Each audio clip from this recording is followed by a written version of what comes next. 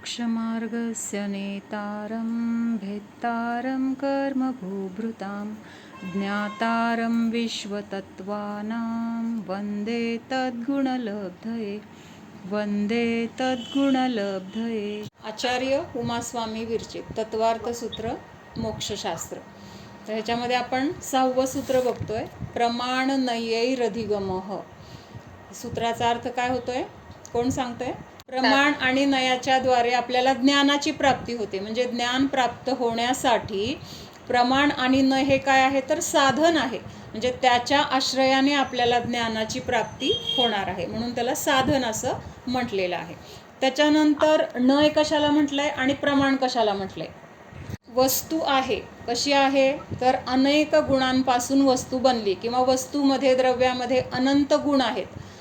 ह्यातल्या एका गुणाला जो जाणतो, किंवा एका गुणाला जाणून ज्याद्वारे ज्ञान होतं, तर ते काय म्हटलेलं आहे? नय म्हटलेलं आहे. आणि सगळ्या गुणांना अखंडपणे जाणलं जातं, तर त्याला काय म्हटलेलं आहे? प्रमाण असं म्हटलेलं आहे. म्हणजे प्रमाणाचा विषय काय आहे? अखंड वस्तू. अखंड वस्तूला जाणलं जाते. तिथं काय हा गुण तो गुण हे असं जाणलं जात नाही. तर हे काय आहे तर द्रव्य आहे, जीव द्रव्य आहे असं अखंड जे जाणलं जातं, तर ते काय आहे? प्रमाण आहे. आणि मग जीव ज्ञान स्वरूपी आहे, किंवा जीव दर्शन स्वरूपी आहे, जीवामध्ये सुख आहे, जीवामध्ये अनंत शक्ती आहे, असं एका गुणाला जाणणं, त्या गुणांचं वैशिष्ट्य जाणणं, तर हे काय आहे? नयाचं काम आहे, किंवा ह्यालाच नय असं म्हटलेलं आहे. मग दोन्हीच्या द्वारे पण आपल्याला ज्ञान होतंय की नाही? नयाच्या द्वारे आपल्याला काय झालं? एक गुण समजला. त्या वस्तूमध्ये काय काय गुण आहेत, त्या गुणांचं काय महत्त्व आहे, हे आपल्याला समजून घेताना नयाचा तिथं काय फायदा झाला. आणि ह्या नयाच्या द्वारे जेव्हा आपल्याला त्या वस्तूचं स्वरूप पूर्ण लक्षात आलं, तेव्हा तिथं काय झालं? अखंड वस्तू आपल्याला तिथं माहिती झाली. म्हणजे ज्ञानाचा विषय तिथं काय आहे? प्रमाण ज्ञानाचा विषय अखंड वस्तू आहे, त्याच्यामध्ये भेद करत नाही. प्रमाण म्हणजे काय? ज्ञानच आहे. तर ते ज्ञान कसं जाणतं तर वस्तूला अखंड स्वरूपाने जाणतं. आणि नय काय करतो? नय एका गुणाला किंवा एका अंशाला नयाच्या द्वारे जाणलं जातं. म्हणून तिथं नयाला काय म्हटलेलं आहे? नय हा भेदरूप आहे. भेदरूप आहे म्हटलं, ह्याचं कारण काय सांग संयू? नय काय करतो तर त्या वस्तूमध्ये भेद करून जाणतो. हा गुण आहे, तो गुण आहे, इतके गुण आहेत असं तिथं काय करतं? नय प्रत्येक एका अंशाला गुणाला जाणत असताना त्या गुणांमध्ये त्यांनी भेद केला. वस्तूमध्ये गुण भेदरूप आहेत का? स्पर्श गुण वेगळा दिसतोय का? रसगुण वेगळा दिसतोय का? गंध गुण वेगळा दिसतोय का? नाही. जिथं ते आंबा आहे तिथं स्पर्श गुण आहे, तिथंच रसगुण आहे, तिथंच काय आहे? गंध गुण आहे. असं हे सगळं काय आहे तर तिथं अखंड वस्तूमध्ये व्यापलेलं आहे. पण आपल्याला समजून घेण्यासाठी वास कसा आहे? आंबट आहे. चव कशी आहे? आंबट आहे. रंग कसा आहे? हिरवा आहे. असं तिथं भेदरूप कथन होते. म्हणून तिथं नयाला काय म्हटलंय? नय नेहमी भेद करतो, किंवा भेदाच्या द्वारे नय जाणतो. आणि प्रमाण काय करतंय? अखंड तिथं आता आंबा खाल्ला, आता तिथं वेगळा करत नाही. आंबा खाताना फक्त आंबा मस्त आहे हे काय अखंड तिथं त्या आंब्याचं अनुभव घेतला, किंवा आंब्याला तिथं खात असताना त्याचा आनंद कसा घेतलाय? अखंड आंब्याचा आनंद घेतलाय. आनंद घेत असताना तिथं भेद केला नाही. हा रस वेगळा आहे, हा वास वेगळा आहे, ही चव वेगळी आहे असं नाही आहे. तिथं करताना काय आहे? अभेद आहे. तिथं भेदरूप जाणत नाही आहे ज्ञान. आनंद घेतोय, आनंद कसा आहे तर अभेद आनंद येतोय. ह्याच्या आधी आपण उदाहरण ह्याचं बघितलं होतं, सरबतचं. सरबत करताना कसं करायचंय? मग काय सांगणार? पाणी घ्या, साखर घाला, लिंबू घाला, वेलदोडे घाला, केशर घाला, चमचा घेऊन हलवा, आणि मग फ्रीजमध्ये ठेवा, मग थंड झाल्यावर प्या. म्हणजे तिथं हे एक जी सूचना आहे, किंवा एक त्याची जी कृती सांगितली जाते, तर ते काय आहे? नय आहे. आणि मग हे सगळं झाल्यानंतर ग्लासमध्ये घेऊन आता आपण सरबत पिलो. आता पिताना कसं पितोय? ह्या सगळ्या पदार्थांना वेगळं जाणतोय का? करत असताना ते हे म्हणून आपण जे सांगत होतो तसं तिथं आता पिताना करतोय का? नाही. अखंड त्या सरबताची चव किंवा त्याचा आनंद आपण तिथं अनुभव करतोय. मग ही अभेदता कुठं आहे? प्रमाणामध्ये आहे. आणि नयामध्ये काय आहे तर भेद आहे. दुसरा एक अजून ह्याचा वैशिष्ट्य किंवा फरक दोन हे काय झालं, फरक झाला. म्हणजे नय भेद रूपाने जाणतोय, प्रमाण अखंड रूपाने जाणते. किंवा नय काय करतोय, एका एका गुणाला म्हणजेच एका एका अंशाला जाणतोय, प्रमाण अखंड वस्तूला जाणते. अजून तिसरा भेद काय आहे, तर नय हे विशेष जाणतात. नयाच्या द्वारे आपल्याला वस्तू कशी जाणली जाते, विशेष जाणली जाते. किंवा त्याच्यामधले विशेष जे गुण आहेत तर ते जाणण्याचं काम नय करतो, किंवा ते ज्ञान आपल्याला नयाच्या द्वारे होतं. आणि प्रमाणाच्या द्वारे काय होतं, सामान्य ज्ञान होतं. सामान्य म्हणजे काय, हे आंबा आहे, हा काय आहे, आंबा आहे, म्हणजे अखंड वस्तूला जाणलं. मग आंबे अनेक आहेत, अनेक प्रकारचे असतील, पण प्रमाणाने काय सांगितलं, हा आंबा आहे. एवढं ज्ञान आपल्याला प्रमाणाच्या द्वारे समजलं. म्हणजे अखंड आंब्याचं ज्ञान तिथं आपल्याला झालं. म्हणजेच काय झालं, आंबा आंबा आंबा सामान्य आहे, पण नय काय करतोय, त्याच्यामधलं विशेष सांगतोय. हा हापूस आंबा आहे, हा रत्नागिरीचा आहे, अतिशय सुंदर आहे. म्हणजे हे सगळं विशेषता त्याची आपल्याला नयाच्या द्वारे समजते. म्हणजे नय कसे आहेत, विशेषात्मक आहेत. आणि प्रमाण कसं आहे, तर सामान्यात्मक आहे. म्हणजे प्रमाण वस्तूचं सामान्य स्वरूप दाखवतं, अखंड स्वरूप म्हणजे सामान्य आहे. आणि त्याच्यामधलं विशेष जे कथन केलं जातं, एका एका गुणाला त्या त्या गुणाचं वैशिष्ट्य रूपाने जे सांगितलं जातं, किंवा वैशिष्ट्य रूपाने त्याचं जे ज्ञान होतं, तर त्याला काय म्हटलेलं आहे, नय ज्ञान म्हटलेलं आहे, किंवा त्याला नय म्हटलेलं आहे. म्हणून नय कसं आहे, तर विशेषात्मक आहे, विशेष दाखवून देतो. त्याच्यामध्ये वेगळेपण जे आहे सर्वांपेक्षा ते दाखवून देतो. आणि सामान्यमध्ये प्रमाण काय करतंय, सर्वसामान्य तिथं दाखवून देतंय. हा 5वीचा वर्ग आहे. हे काय झालं, कुठलं ज्ञान झालं सांगा आता तुम्ही, हा 5वीचा वर्ग आहे. मग आता त्याच्यामध्ये नय कसे लावणार आपण, नय ज्ञान कसं होणार सांगा. म्हणजे किती मुलं आहेत, बरोबर, 15 मुली आहेत, मुलं आहेत. हा हा बरोबर. अजून तुकडी आहे, 5वी कलरची आहेत. बरोबर, हा ह्यांचा काय आहे, 5वीचा एक वेगळाच ड्रेस, हुशार आहेत, तुकडीतली आहेत, 90% पुढंच इथं सगळी मुलं आहेत. म्हणजे असं त्यांच्यामधलं जे जे विशेष ज्ञान आहे, तर ते काय आहे, नय आहे. म्हणजे नयाच्या द्वारे नेहमी आपल्याला विशेष गुणांची माहिती कळते. आणि हे विशेष गुण समजून घ्यायचे, म्हणजे तिथं त्याला भेदरूपाने जाणलं जातं. म्हणून नय भेदरूपाने जाणतात. आणि प्रमाण अखंड 5वीचा वर्ग आहे म्हटलं की तिथं त्याच्यामध्ये तो वर्ग आला, ती मुलं आली, त्यांचे ते सगळे काय वैशिष्ट्य असतील ते आले, ते सगळं एकात आलं. म्हणून तिथं काय आहे, प्रमाण ज्ञान म्हटलं जातं. मग आता हे नय आणि प्रमाण ह्याच्या आपण काय केलंय, फरक बघितलाय. दोन्ही मधला फरक लक्षात येतोय, काय फरक आहे तो.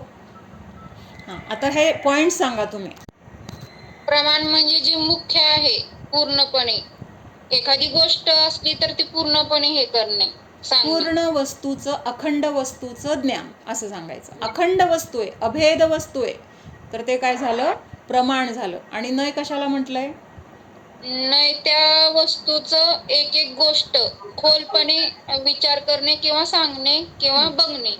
एक एक गुणाला दाखवून देतो तो नय, एका एका गुणाचं ज्ञान करून देतो तो नय.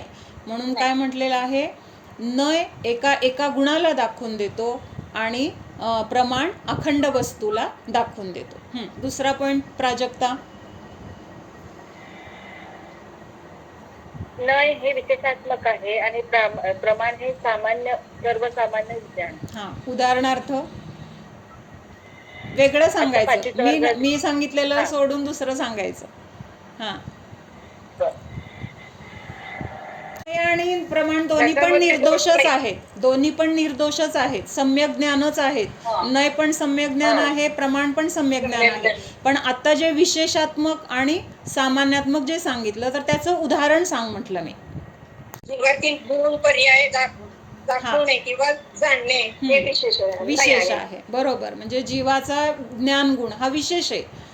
काय आहे तिथं विशेष म्हणजे काय, तर त्या गुणाच्या द्वारे आपल्याला ते द्रव्य काय आहे हे लक्षात येते, किंवा तो गुण कुठल्या द्रव्याचा आहे, त्याचं महत्त्व काय आहे हे कळते. अजून अजून म्हटलं तर आपल्या सर्वांचं काय कॉमन म्हटलं तर ड्रेस घ्यायचा आहे आपल्याला. ड्रेस घ्यायचा आहे, हे काय झालं, प्रमाण ज्ञान झालं. आणि मग तिथं त्याच्यामध्ये नय कसे लागणार? मला कॉटनचा ड्रेस हवा आहे. लहान मोठी पंजाबी ड्रेस घ्यायचंय, टी शर्ट घ्यायचंय, असं वेगळं ह्या कंपनीचं पाहिजे. घ्यायचंय, बरोबर घ्यायचंय, डिझाईन अशी पाहिजे, कलर असा पाहिजे, कंपनी ही पाहिजे, कॉटन, बरोबर सिंथेटिक पाहिजे. म्हणजे हे सगळं जे बघतोय तर ते काय आहे, आपल्याला ती विशेष मागणी आहे ना आपली, म्हणून ते काय करतंय, नय विशेष जाणून म्हणजे विशेषाचं ज्ञान करून देते. किंवा हे विशेष जाणत असताना तिथं भेद केलाय. काय? कंपनी ही, रंग हा, किंवा ह्याचं मटेरियल हे, असं तिथं काय केलंय आपण, त्याच्यामधलं विशेष आपल्याला पाहिजे ते सांगितले. म्हणून नय विशेषात्मक आहेत आणि प्रमाण कसं आहे तर सामान्यात्मक आहे. अजून काय सांगितलं होतं? अखंड रूप से जाणतंय. अखंड वस्तूला जाणतंय. म्हणून मग हे काय आहे, ते भेदरूपमध्ये पण येते. किंवा अजून एक दुसरा पॉईंट आपण काल बघितला होता. नय कुठल्या ज्ञानाचा विषय आहे? नय कुठल्या ज्ञानाचा विषय? नाही, फक्त श्रुत ज्ञानातच असतो, दुसऱ्या भाषेत नसतो. आणि प्रमाण प्रमाणे सर्व वस्तू दाखवतो ना. नाही ज्ञान बघतोय आपण. मती ज्ञान सगळ्या ज्ञानाचा विषय येणार. प्रमाण अखंड स्वरूपाला दाखवतो. अखंड स्वरूपाला तर जाणतं, पण प्रमाण ज्ञान जे सगळे ज्ञान आहेत, काय आहेत, जे सगळी ज्ञान आहेत, कुठली 5 प्रकारची जी ज्ञान आहेत, त्या 5ही प्रकारच्या ज्ञानाचा विषय प्रमाण काय आहे. तर ह्या 5ही ज्ञानाच्या द्वारे आपल्याला तिथं काय होते, 5ही ज्ञानाच्या द्वारे वस्तूचं ज्ञान होते आपल्याला. अखंड वस्तूचं ज्ञान जे होते, तर त्या अखंड वस्तूला ही 5ही ज्ञानं जाणू शकतात. पण नय फक्त कुठल्या ज्ञानाच्या द्वारे होतात, तर नय फक्त श्रुत ज्ञानाच्या द्वारे होतात. लक्षात येतंय का? कारण केवल ज्ञानामध्ये जाणताना तिथं असे भेद आहेत का, की हा गुण तो गुण? केवल ज्ञान काय आहे, अखंड ज्ञानाला, अखंड वस्तूला विषय करते. सगळं कसं एकाच वेळेस त्या ज्ञानामध्ये झळकते. त्याच्यानंतर मनपर्याय ज्ञानामध्ये पण असं भेद नाही आहेत. तर तिथं पण कसं आहे, ते ज्ञान अखंड वस्तूला जाणते. अवधिज्ञान अखंड वस्तूला जाणते. मतिज्ञान, श्रुतज्ञान सुद्धा एका अपेक्षेने, जेव्हा तिथं पूर्ण असं म्हणजे भेद वचनाच्या द्वारे सांगितले जातात वगैरे, तर त्यावेळेस तिथं नय आहेत. पण जेव्हा तिथं वचन नाही आहेत, आता आपण बोलतोय की नाही, आंबा हिरवा आहे किंवा लाल आहे, पिवळा आहे, किंवा त्याचा वास असा आहे, हे आपण काय करतोय, आपल्या शब्दांच्या द्वारे तिथं सांगतोय. बरोबर आहे? म्हणजे नयाला वचनात्मक म्हटलेलं आहे आणि प्रमाणाला वचनाच्या अतीत म्हटलेलं आहे. ह्या बाकीच्या ज्ञानामध्ये वचन नाही आहेत. केवल ज्ञानामध्ये नाहीत, अवधी ज्ञानामध्ये नाहीत, मनपर्याय ज्ञानामध्ये वचन नाहीत. तर तिथं काय आहे, फक्त जाणणे रूप क्रिया आहे. पण हे सगळं शब्द किंवा वचन हे कुठं आहेत, तर श्रुत ज्ञानामध्ये आहेत. म्हणून श्रुत ज्ञानाला काय म्हटलेलं आहे, वचनाच्या द्वारे ज्ञान होते, किंवा वचनाच्या द्वारे. आणि हे दुसरं प्रमाण ज्ञान जे आहे ते वचनाच्या अतीत आहे. वचनात्मक कुठलं आहे, श्रुतज्ञान. आणि बाकीची ज्ञानं जी आहेत ती वचनाच्या अतीत आहेत. म्हणून आता इथं काय म्हटलेलं आहे, आता त्याच्या पुढचा मुद्दा आहे. काय सांगितलंय की हा नय जो आहे, तर नय कशामध्ये येणार, तर व्यवहार जो चालतो, तर त्या व्यवहारामध्ये हे सगळे नय येतात. किंवा व्यवहार चालण्यासाठी ह्या नयाचा काय होतो, तिथं आपल्याला उपयोग होतो. आणि प्रमाण जे आहे, प्रमाण काय करतंय, तर निश्चय नयाला विषय करते. तिथं काय आहे, अभेद वस्तू, अखंड वस्तू, अनुभव आहे त्या वस्तूचा, किंवा पूर्ण ज्ञान आहे तिथं त्या वस्तूचं. आणि नयामध्ये काय आहे, खंडित ज्ञान आहे. खंडित ज्ञान म्हणजे एका गुणाला जाणतोय ना आपण, भेद करून जाणतोय. भेद करणं किंवा खंड करणं हे नयाचा विषय आहे. आणि प्रमाणाचा विषय काय आहे, त्या वस्तूला अखंड जाणणे, किंवा तिथं त्या वस्तूचं पूर्ण ज्ञान आहे. त्यामुळं तो निश्चय नयाचा विषय आहे. निश्चय म्हणजे काय करतोय आपण, व्यवहारामध्ये काय करतोय, की बाहेरचं सगळं ज्ञान करून घेतोय. देवशास्त्र गुरूंनी काय उपदेश दिलाय किंवा अजून काय 7 तत्व काय आहेत हे सगळं जाणताना तिथं नयाचा वापर होतोय की नाही. जीव द्रव्य आहे, अजीव द्रव्य हे जीव तत्व, अजीव तत्व, असं एक एक एक एक आपण काय करतोय 7 तत्वामधलं कुठलं कुठलं तत्व आहे तिथं आपण एका एका नयाच्या द्वारे ते तत्व बघतोय. आणि तिथं ह्या 7 तत्वांचं ज्ञान झाल्यानंतर त्याच्यामध्ये असलेल्या जीवद्रव्याचा अनुभव जेव्हा करतो तर तो अनुभव कसा आहे, अखंड जीवाला जाणतोय.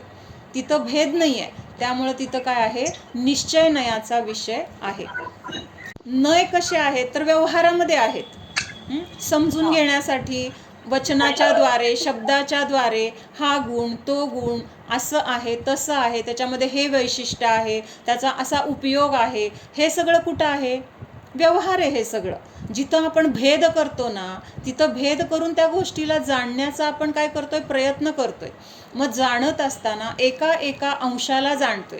मग ह्याला काय म्हटलेलं आहे, हा व्यवहार नय आहे किंवा व्यवहाराचा हा विषय आहे.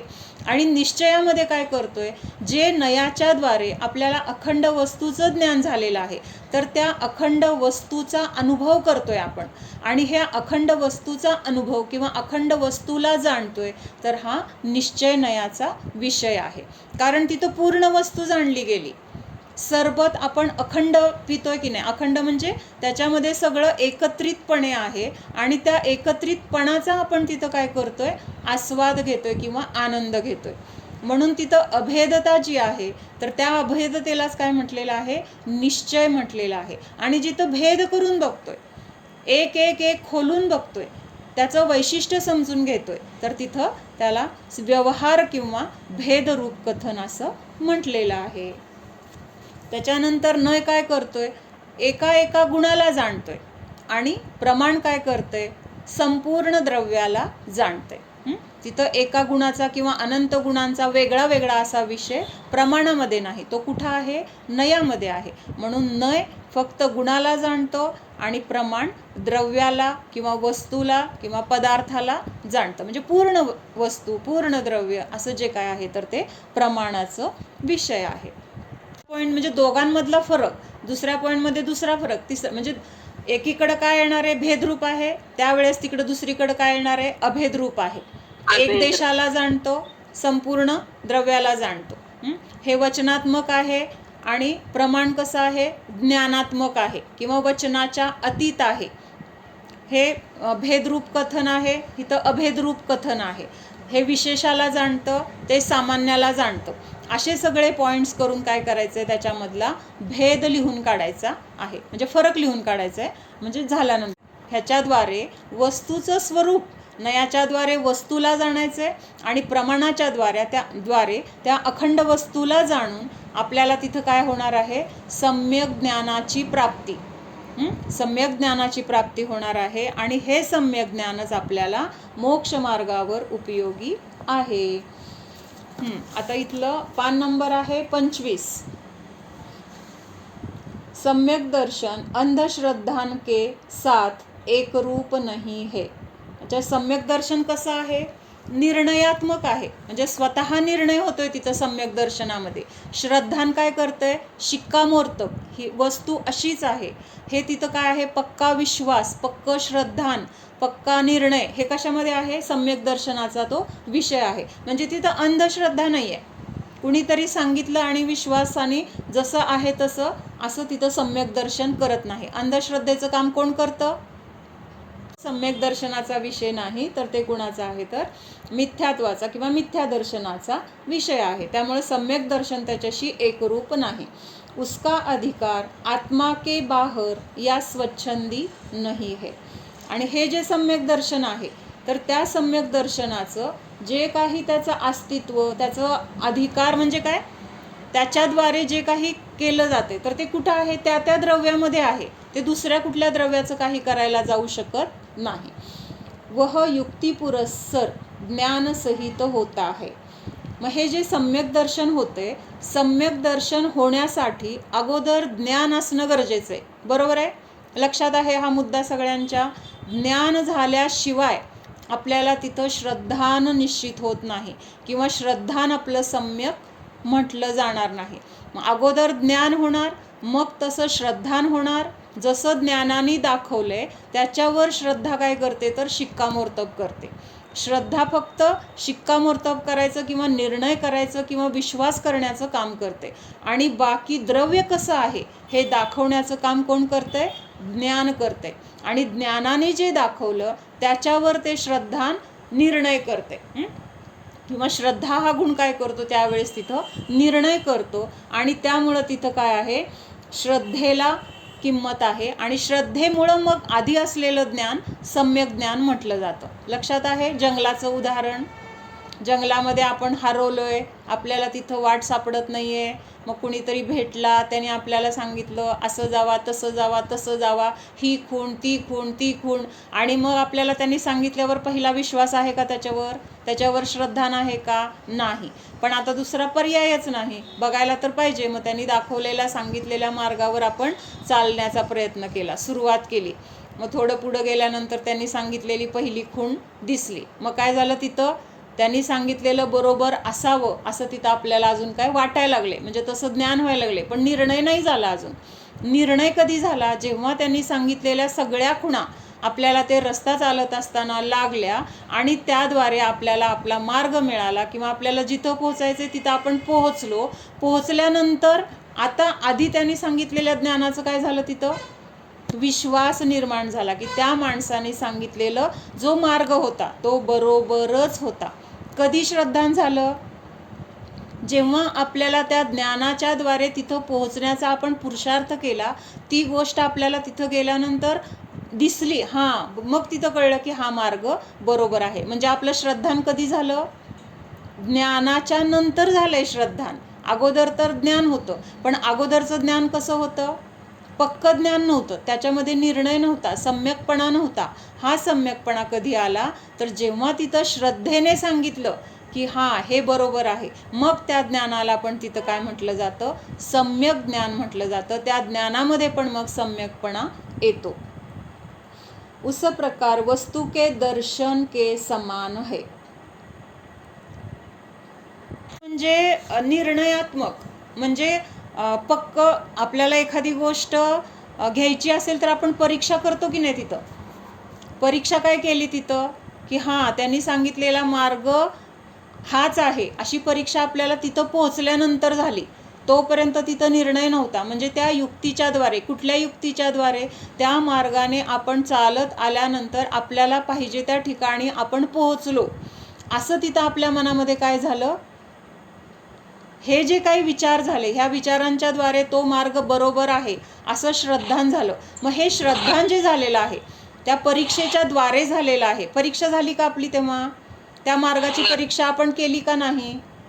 मावत होतो, हा मार्ग बरोबर असेल का नाही, बघूया, चालून बघूया, ती खूण लागते का, ही खूण लागते का, असं तिथं आपण काय करत होतो? ते जाणण्याचा प्रयत्न करत होतो. आणि जेव्हा आपण तिथं पोहोचलो तेव्हा तिथं काय झालं? हां त्या खुणा म्हणजे काय आहे? हा मार्ग बरोबरच होता. किंवा त्या खुणांच्या द्वारे आपण जिथं पोहोचलोय ते आपलं ठिकाण आपल्याला मिळालंय. म्हणजे त्या खुणा पण बरोबर आहेत, तो मार्ग पण बरोबर आहे.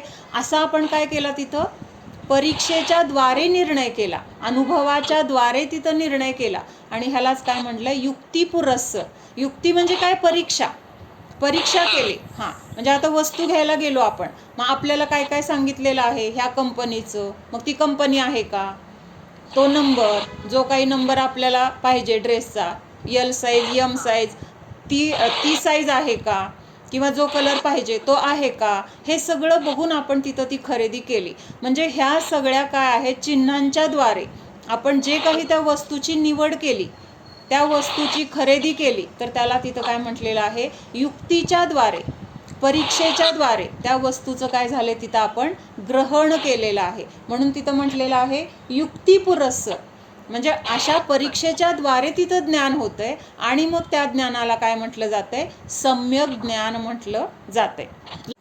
हां पुढं काय सांगितलंय? आप उसके साक्षीपणे की शंका नहीं कर सकते. आणि एकदा आपण ती परीक्षा केल्यानंतर तिथं परत त्याच्याबद्दल आपल्या मनामध्ये शंका येणार नाही. एकदा आपण त्या मार्गाने गेलोय त्या जंगलामधून आणि पुन्हा काही कारणाने आपल्याला त्याच जंगलामधून जावं लागलं. आता तो रस्ता चालत असताना मनामध्ये भीती आहे का? आता तो मार्ग कसा आहे, हां आपण ह्याच्यावरून जाऊन पाहिजे त्या ठिकाणी पोहोचलोय आपण, हा विश्वास मनामध्ये आहे. त्यामुळे तिथं आता आपल्याला शंका येणार नाही. जहाँ तक स्वरूप की शंका है तब तक सच्ची मान्यता नहीं है. आणि जोपर्यंत ही शंका आहे, म्हणजे त्या ज्ञानामध्ये जर शंका आहे, तर तिथं आपलं श्रद्धान कसं निर्णय होणार? श्रद्धेमध्ये तिथं शंकाच आहे. ज्ञानच अजून आपल्याला कसं आहे? दोषाने सहित आहे. हे बघितलं ना आपण काल. हे सगळे ज्ञानाचे दोष आहेत: शंका, विपरीतता आणि अनध्यवसाय. म्हणून इथं सांगितलंय की जोपर्यंत आपल्या स्वरूपाची आपल्याला शंका आहे, शंका आहे म्हणजे काय? निर्णय नाही आहे. मी जीव आहे का शरीर आहे, हा निर्णय नाही आहे, शंका आहे.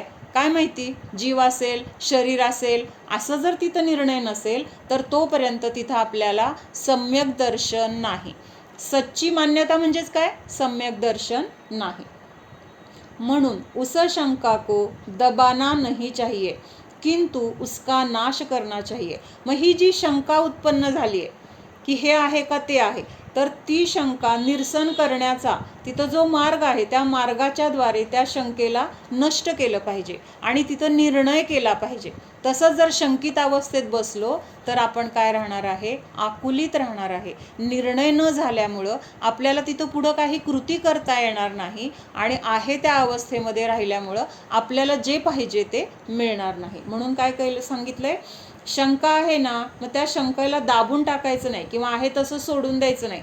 तर ती शंका कशी निवारण होईल, त्या शंकेमधून योग्य ते काय आहे हे समजून घेऊन कसा निर्णय करता येईल हे बघणं आपलं कर्तव्य आहे. किसी के भरोसे पर वस्तू का ग्रहण नहीं किया जाता. कुणीतरी सांगितलंय म्हणून तिथं आपण जर वस्तूला ग्रहण केलं, किंवा हे सोनं आहे म्हणून जर आपण एखाद्याने आपल्याला दिलेली वस्तू घेतली, आपण तिथं परीक्षा केली नाही, तर काय होणार? आपले पैसे जाणार आणि आपण फसले जाण्याची तिथं काय आहे, म्हणजे असा धोका आहे.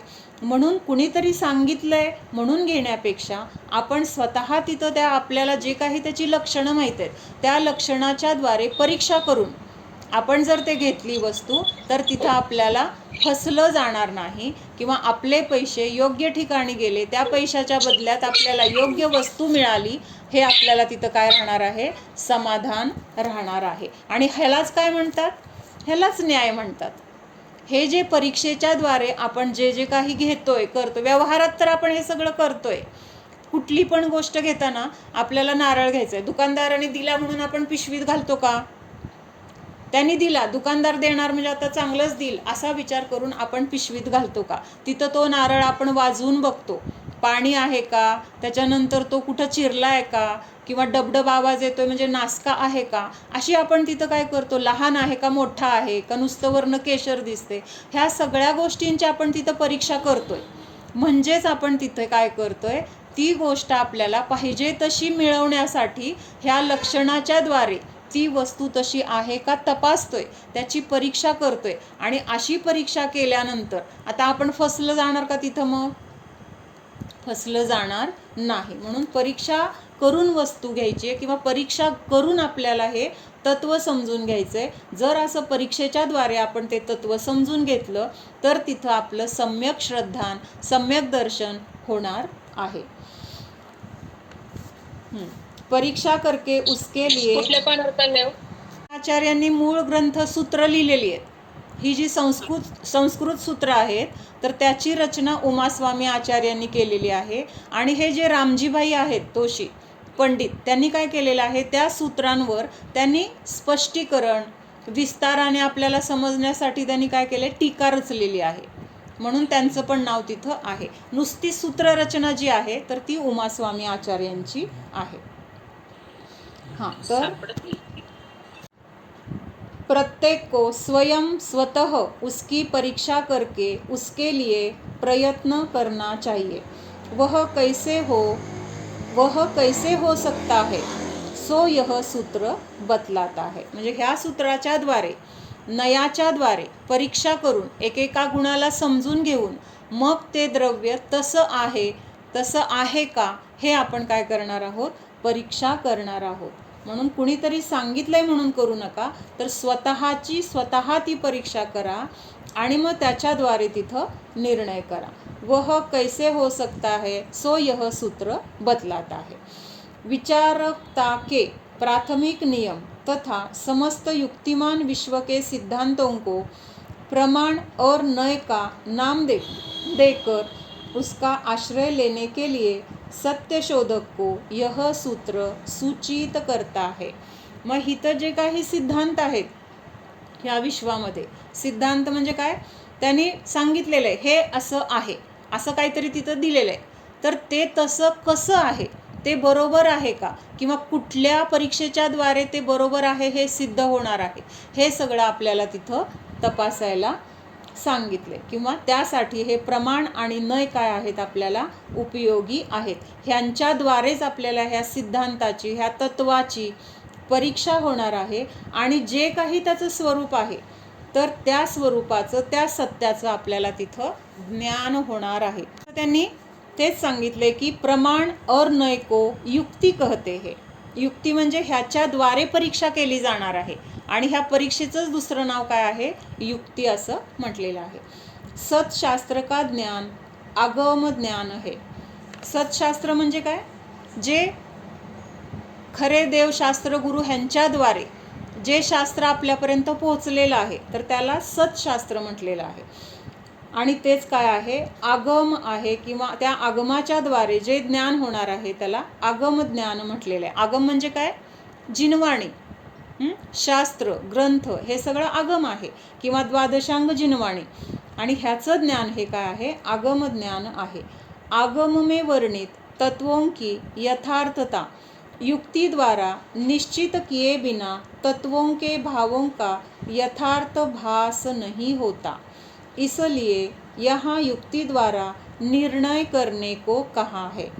आणि मग ह्या आगमामध्ये जी तत्व आहेत तर ते तत्व समजून घेण्यासाठी किंवा ते तत्वाची यथार्थता म्हणजे काय, ते तत्व जसं आहे तसं समजून घेणं किंवा भगवंतांनी सांगितलंय काय, कसं सांगितलंय हे समजून घेण्यासाठी किंवा हे निश्चित करण्यासाठी आपल्याला हे युक्ती म्हणजे काय, प्रमाण आणि नय यांचा आधार घ्यायला पाहिजे.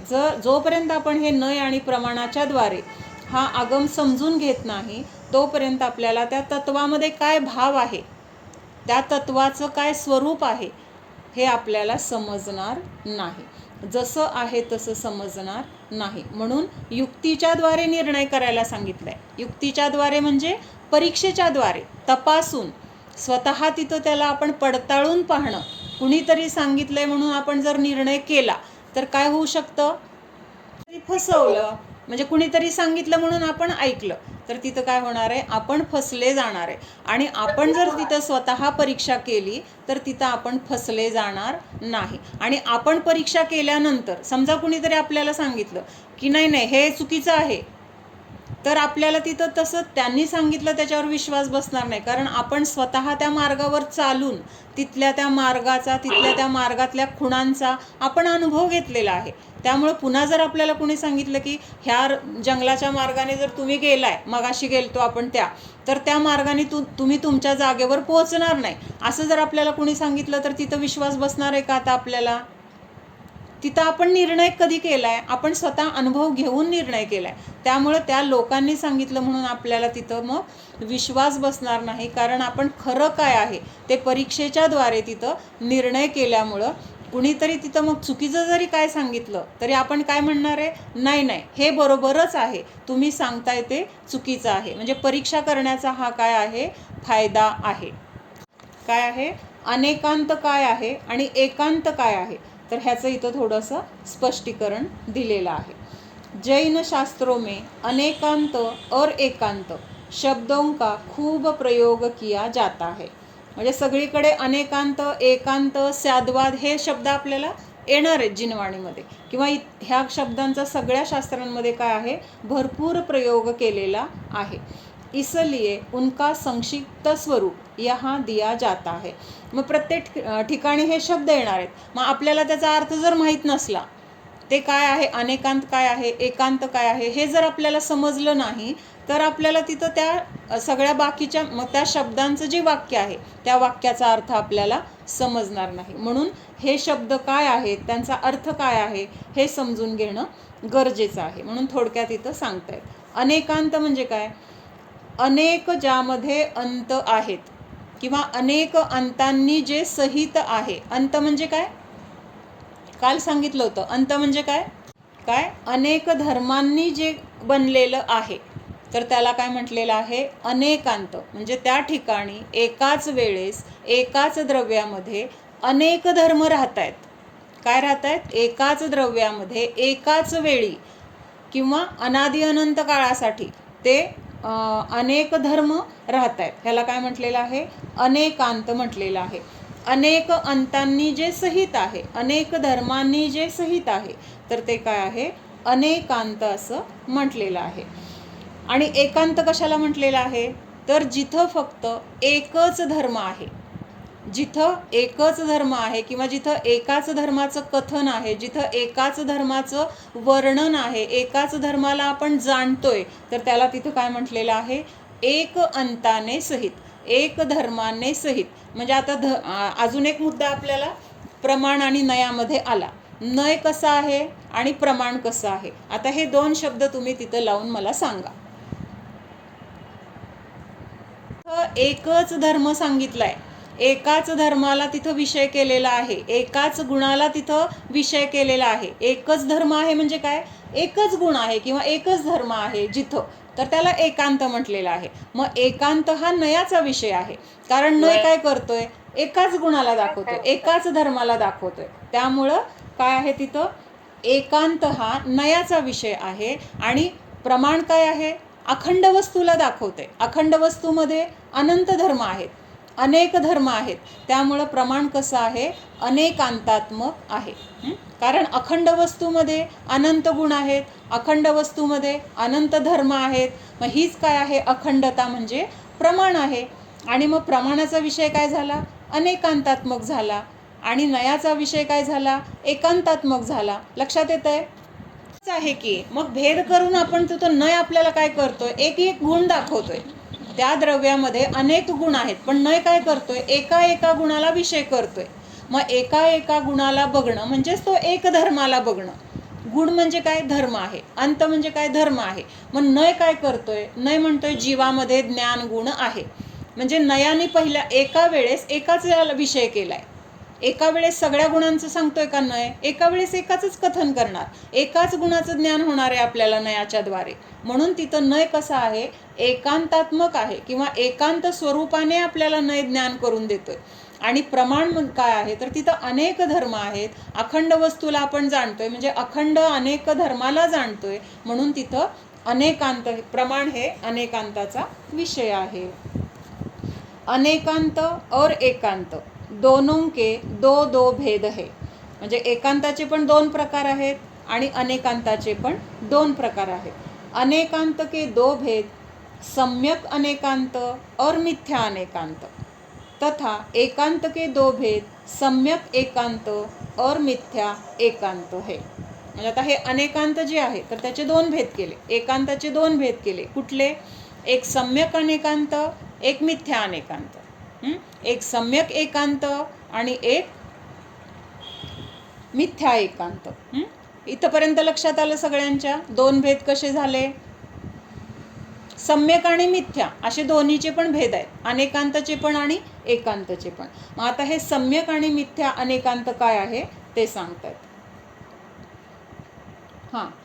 मिथ्या इनमें से सम्यक अनेकांत प्रमाण है. आलं का इथं? अनेकांताला प्रमाण आलं का? कारण अखंड वस्तूचा किंवा अनेक धर्माचा तो विषय आहे. त्यामुळं सम्यक अनेकांत प्रमाण है और मिथ्या अनेकांत प्रमाणाभास आहे. काय? प्रमाणाभास म्हणजे काय? ज्ञान तर आहे तिथं पण ते ज्ञान कसं आहे? मिथ्या आहे. आणि ते मिथ्या ज्ञान असल्यामुळं काय आहे तिथं? ते ज्ञान खोटं आहे किंवा त्याच्याद्वारे आपल्याला काय होणार आहे? सगळ्या चुकीच्या गोष्टी, चुकीच्या कल्पना तिथं आपल्याकडनं होणार आहेत. त्यामुळं तिथं हे जे काही मिथ्या अनेकांत आहे तर ते प्रमाणाभास म्हटलेलं आहे. म्हणजे तिथं खरं ज्ञान नाही किंवा सम्यक ज्ञान नाही, तर ते मिथ्या आहे. तथा सम्यक एकांत नय है और मिथ्या एकांत नयाभास है.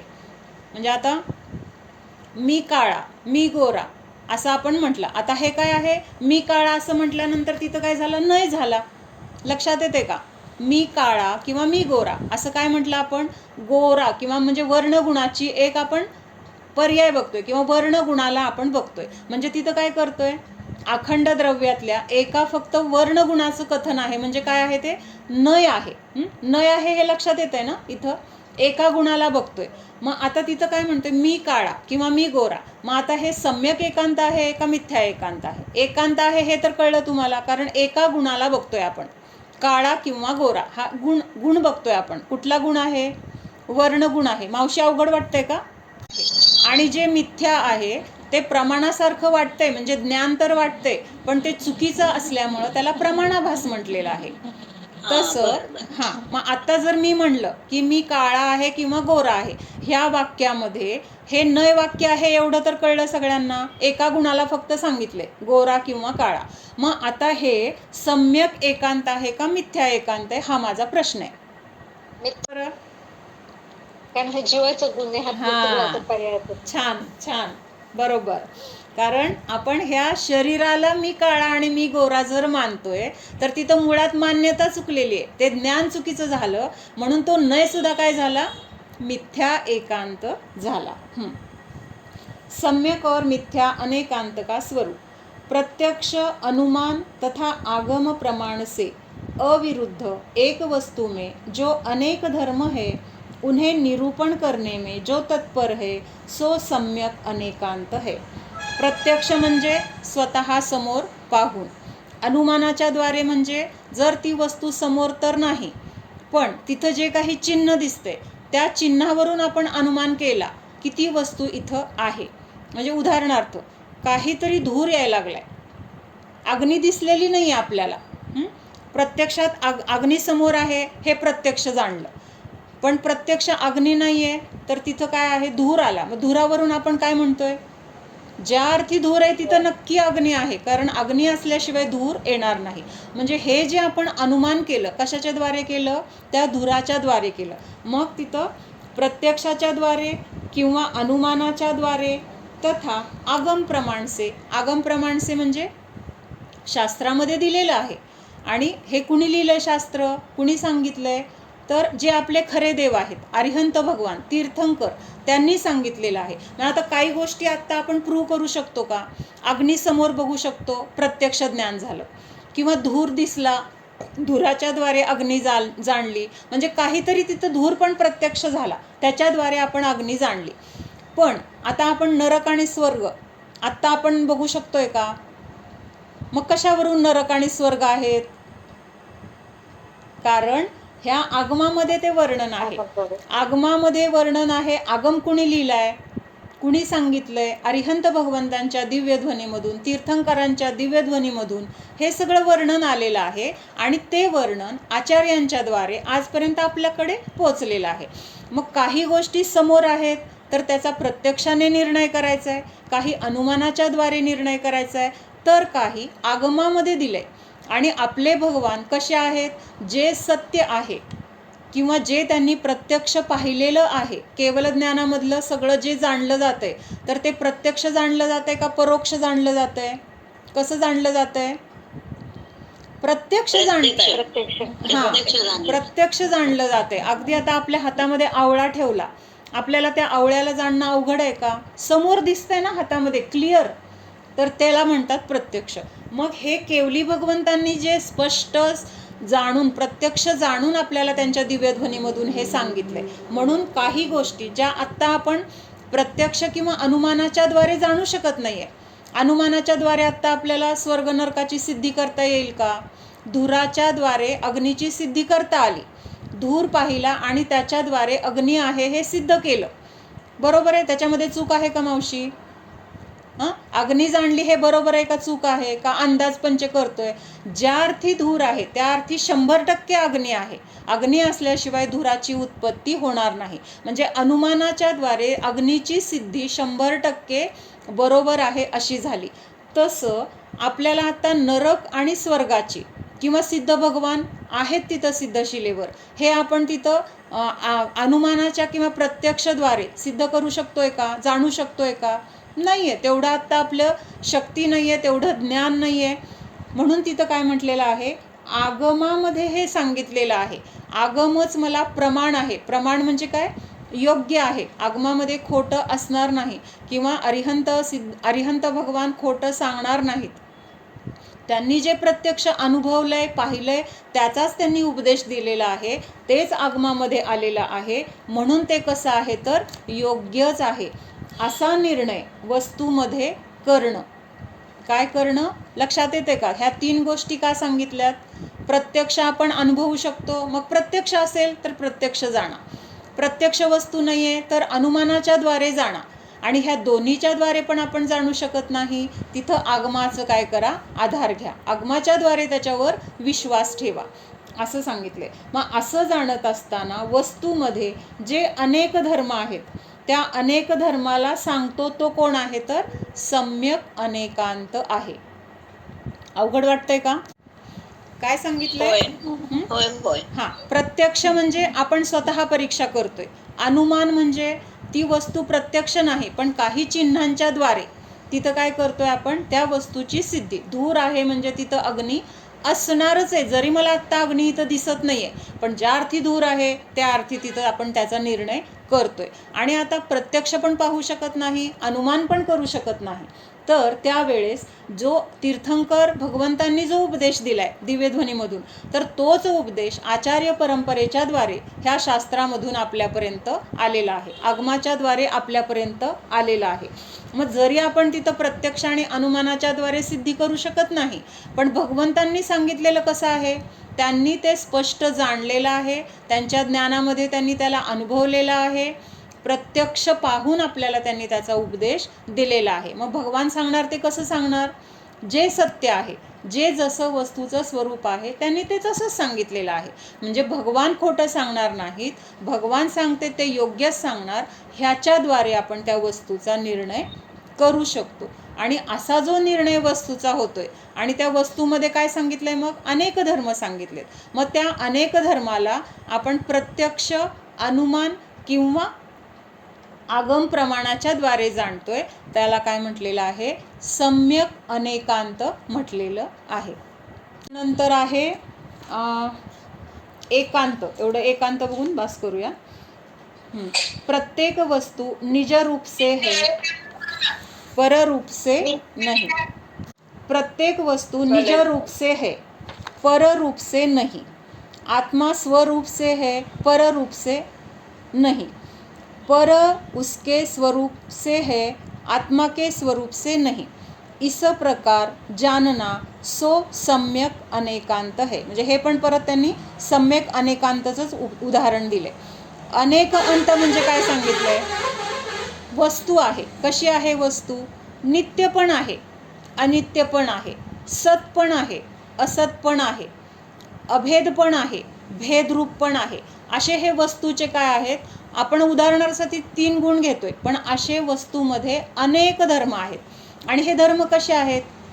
परस्पर विरोधी आहेत. आता काय म्हटलं? द्रव्य सत पण आहे, असत पण आहे. म्हणजे कुठल्या अपेक्षेने? द्रव्य सत आहे म्हणजे जे द्रव्य आहे ते अनादी काळापूर्वी होतं, अनंत काळानंतर पण असणार आहे. म्हणजे अनादी अनंतपणा द्रव्याचा कसा आहे? कायम आहे. म्हणून त्याला काय म्हटलंय? सत आहे.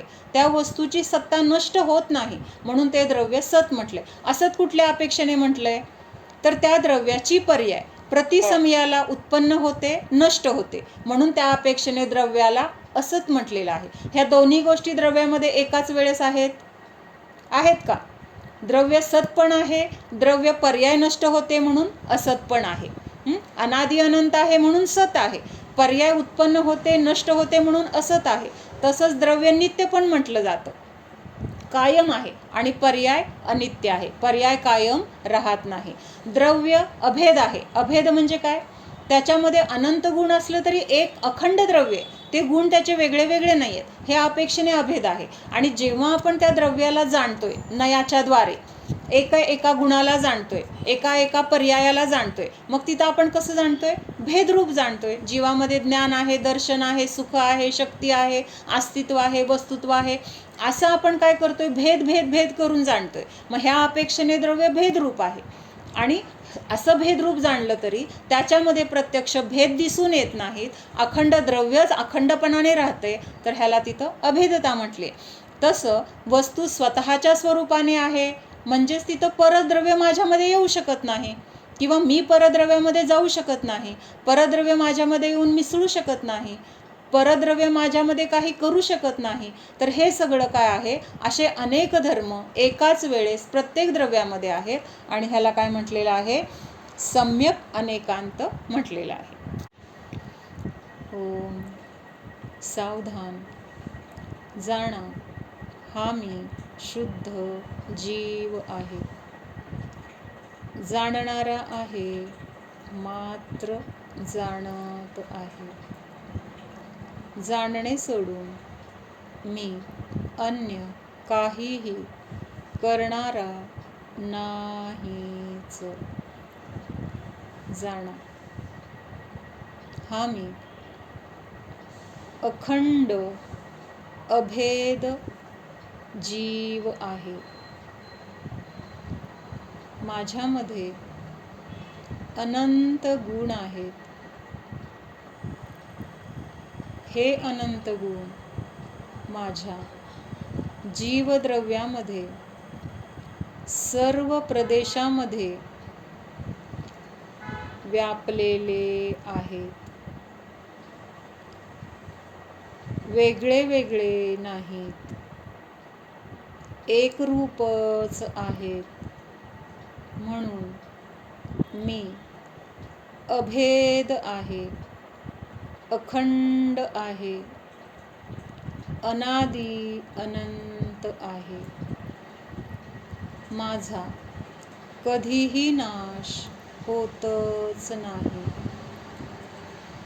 या जीवद्रव्याच्या प्रतिसमयाला पर्याय उत्पन्न होते, नष्ट होते.